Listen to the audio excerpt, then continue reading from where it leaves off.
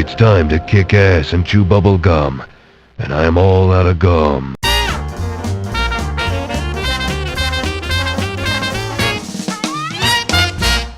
Next up, we have Blood, one of the members of the Build Engine trio. Released in 1997, developed by Monolith Productions, who also developed Fear and Fear 2, and also Shadow of War. The game was also published by GT Interactive, who also published Doom, Quake, and also the PS1 and N64 versions of Duke Nukem 3D. So, does Blood still holds up today? Let's find out in this review. The story begins with our hero Caleb, who is a gunfighter born in Texas, who serves a cult named the Cabal, that worships a dark god known as Chernobog. Caleb joined the Cabal after meeting a woman named Ophelia Price, whose her husband and her son was killed by the Cabal, and she blamed her husband as he wanted to resign his membership. Together, they rose up to the highest ranks of the Cabal, and they became the Chosen. Unfortunately, some bad things happened with the Chosen. Welcome, my servants, my slaves.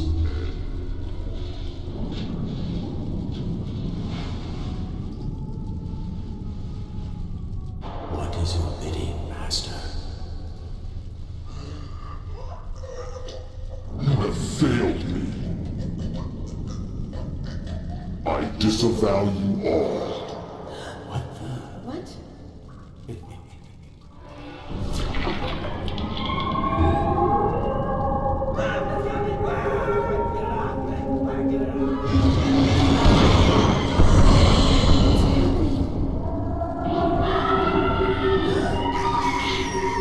I've taken your love. Now I will take your life. Consider my power in a hollow grave. I live again.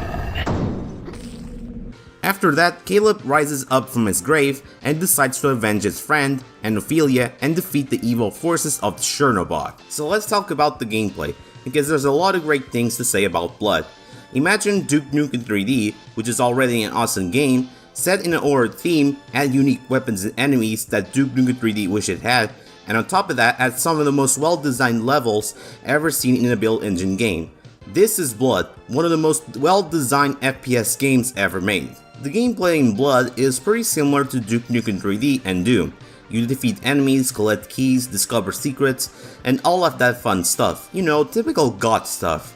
However, just because they're similar, that doesn't mean it's bad. As a matter of fact, some of the aspects of Blood's gameplay are honestly better than Duke Nukem 3D and Doom combined. Let's start with the weapon roster. Like with other FPS games, you do have 5 stereotypical weapons that you find in every game. But, however, I do think the way the weapons of Blood work, they don't seem that stereotypical, and they are pretty unique compared to the weapons of Duke Nukem 3D and Doom, since each weapon has an alternative fire mode, which was very unique at the time when Blood was released. You do have a flare gun that shoots fire and set enemies on fire, a double-barrel shotgun, a Tommy gun, a napalm launcher, a Tesla cannon, a scepter, dynamites, an aerosol, and a voodoo doll of all things. But what makes these weapons pretty unique, like I said before, is that they have an alternative fire mode. For instance, the flare gun could shoot a starburst of flares, which they explode on contact, making very useful roasting zombies as well as a crowd of cultists. This what makes the weapons in the game pretty unique for the time when the game was released, and they are pretty useful in whatever situation you are in. The enemies in Blood are not pushovers. Unlike in Duke Nukem 3D, they are pretty brutal, especially on the higher difficulty, as they deal tons of damage to the player if he doesn't know what he's doing. You got the zombies who can attack you with their axes, however they are slow and easy to take down, especially if you have the shotgun or the flare gun. Still, even if you take them down, that doesn't mean they are dead, since they can get up and retaliate you.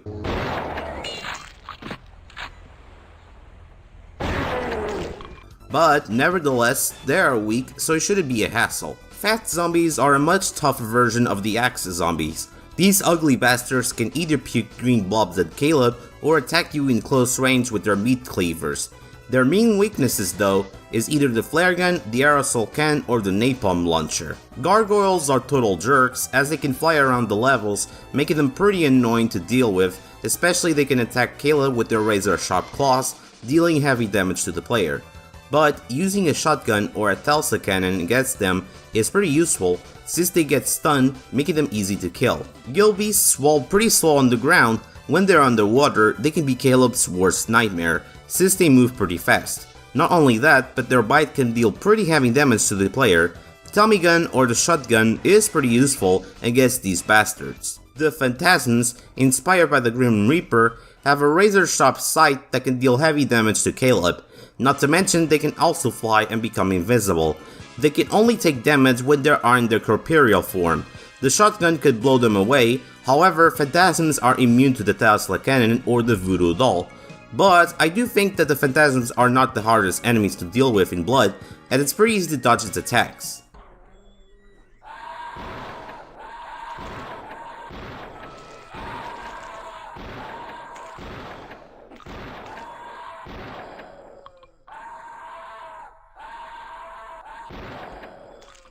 The spiders are considered nuisance enemies, and they often attack in swarms. They can be tough to kill them given that they're pretty small and they often attack Caleb in groups.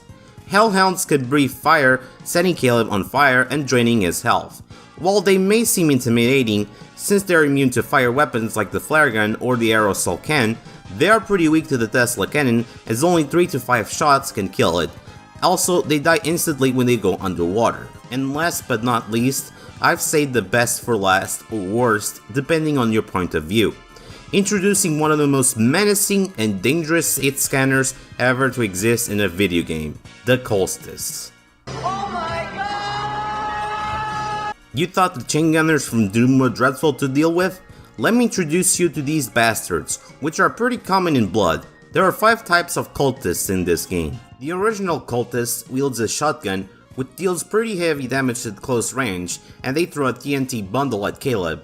They are the least dangerous, but they still pose a threat. The Fanatics wield a Tommy gun, and they are much dangerous to the normal cultists due to their fire accuracy and their weapon of choice, making them one of the biggest threats in the entire game. Unlike the original cultists, they do not throw TNT bundles at Caleb. The green cultists are the least threatful of the bunch in my opinion. All they do is throw TNT bundles at the player, despite them carrying guns throughout the game anyways, since their sprites are just recolored versions from the original cultists. Zealots are the blue cultists who wield Tesla cannons and are just as dangerous as the Fanatics. While their accuracy is not great compared to the Fanatics, the weapon they use is pretty lethal, and on top of that, they are immune to the Tesla cannon. The Priest is the 5th boss of Blood, and they are not that hard to deal with in its human form. However, when it dies, it turns into a beast that is inspired by the werewolf, and it's pretty dangerous as its stomp deals heavy damage to the player. Not only that, it can freeze the player. Don't even think jumping to evade its attack, as you even take damage if you're not in the ground, making this boss pretty hard to deal with. Now, remember when I said that the cultists are the most menacing hit scanners ever seen in a video game?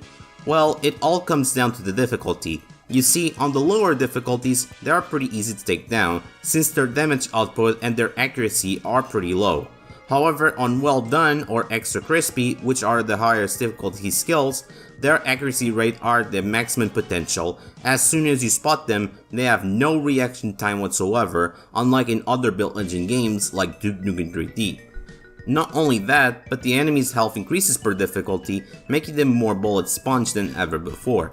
For example, on Lightly Broiled or lower, it only takes 1 flare shot to burn an X zombie, whereas on Well Done difficulty, it takes 2 shots to burn it.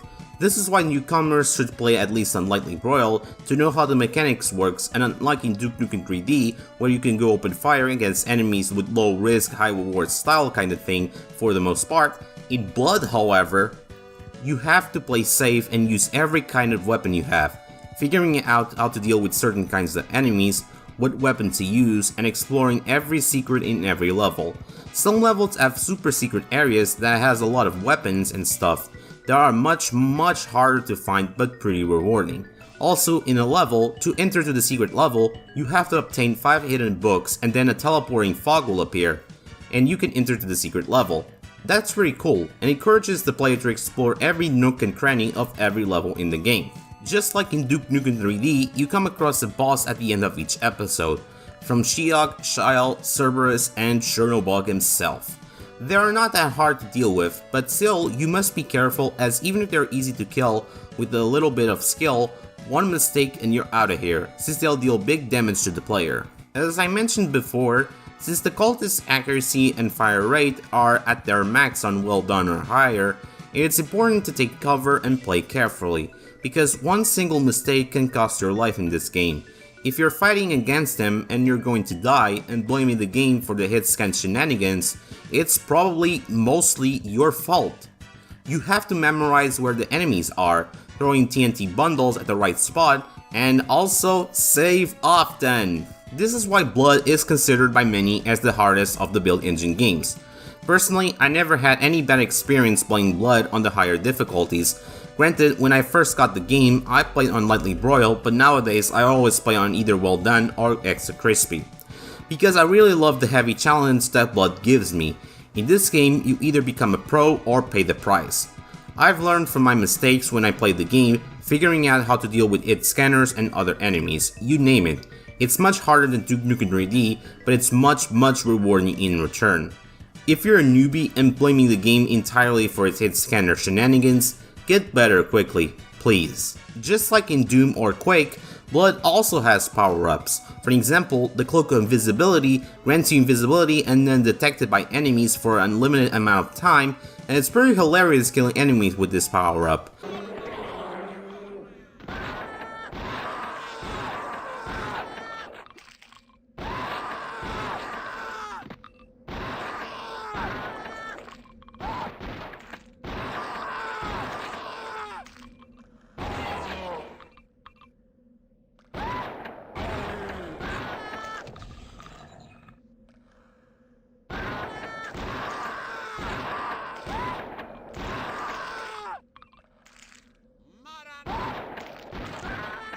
Reflective shots deflects physical attacks onto the attacker, such as melee weapons and firearms.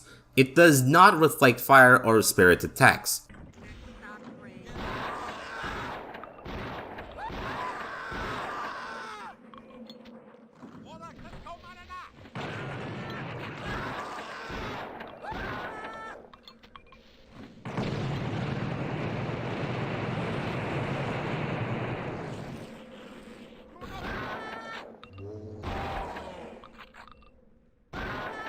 Life Seed grants you additional 100 health, Death Max grants you invisibility for a limited amount of time, the Super Armor grants you maximum fire armor, normal armor, and spiritual armor. In Blood, there's 3 types of armor.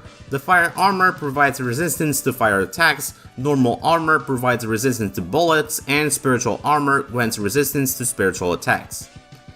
The Akimbo power-up is pretty useful. It grants you double firepower at the cost of more ammo usage.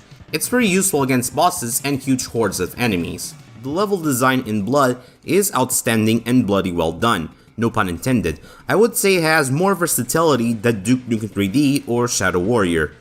First off, the levels are pretty creepy and scary as fuck, hence why Blood is a parody of horror films. The levels range from a train, cemetery, North Pole, a motel, a mall of all things, and of course a carnival. Monolith Productions really pushed the build engine to its absolute limits, and it shows. The lighting effects, the shadows, the atmosphere, the structure, you name it. Secondly, most of the levels have lots of interactions and references to other horror films and games. My personal favorite level is Dark Carnival. It has a lot of interactions. For example, in a shooting gallery, you can get a prize, which is a Cloak of Invisibility, kicking a zombie's head and score a goal and get a prize, and there's a Duke Nukem reference as well. I got time to play with you. Oh, shake it, baby. Oh, shake it, baby. As far as the other levels, I liked them all. There was no single level that I disliked or found it boring. They packed a lot of adrenaline and they were pretty challenging, but fair, at least for me. So take that with a pinch of salt. The levels of Blood, including the Plasma Pack, were designed by James Wilson, Craig Hubbard, Kevin Killstorm, Terry Hellman, and Nick Newhart. In June 30, 1997, there was an expansion pack called the Cryptic Passage, and it was created by Sunstorm Interactive, who also worked on pre-commercial expansion packs of Duke Nukem 3D and Duke Nukem Manhattan Project. The premise goes like this. Caleb travels to the Carpathian Mountains after he hears of an ancient scroll taken from him. This scroll is said to be capable of upsetting the balance in the other world, but Caleb finds himself detoured by the forces of Chernobog and the Cabal. He must find the scroll and take out everyone responsible for interrupting his journey. The 10 levels in this expansion were designed by Robert Travis, Sean Swift, Tyler Larson, and Charlie Wilderhold. In October 15, 1997, Monolith released their own expansion pack named Plasma Pack. It offers new bug fixes, a new episode, new enemies, secondary fire modes for weapons that didn't have in the original version of Blood. As for the plot of the new episode, there isn't much else to talk about it. It turns out that Caleb learns that the Cabal is training a new batch of Chosen, and he sets out to stop the cult's plans. The graphics in Blood look amazing for a Build Engine game. You might ask, but Mr. John, Quake looks so much better than Blood, why do you say that? Well, my friend, here's the kicker. While the Quake engine offered full 3D rendering, Blood had much more detail and intense level design, meaning that if Quake had the same detail and level design that Blood had, it would make our Pentium CPUs explode into bits. This is why Monolith was pretty smart at the time. Instead of jumping the bandwagon of the Quake engine, they used the Build engine, which was much less intensive than the Quake engine at the time, and pushed the engine to its limits, making Blood as the swan song for the Build engine era until Iron Fury came. The transition between levels is pretty smooth, just like in Duke Nukem 3D. For instance, on the second level of the first episode, you enter to a train station, then on the next level, you are inside the train, and then the train explodes, and then on the next level, you start where the train was destroyed, and you go to the carnival. Pretty good. This just goes to show how good the game presentation is. Also, the game is pretty violent graphics wise. You'll see a lot of blood splats on the floor, and when you kill enemies, their heads pop out and they will bleed a lot. It's even more bloodier than say Duke Nukem 3D or Doom or even Shadow Warrior for instance. About the sound and music. Well, what can I say about the sound and music department? Well, it's pretty damn amazing. In fact, the game has both MIDI and audio CD music, and they are both pretty good. Just listen to it.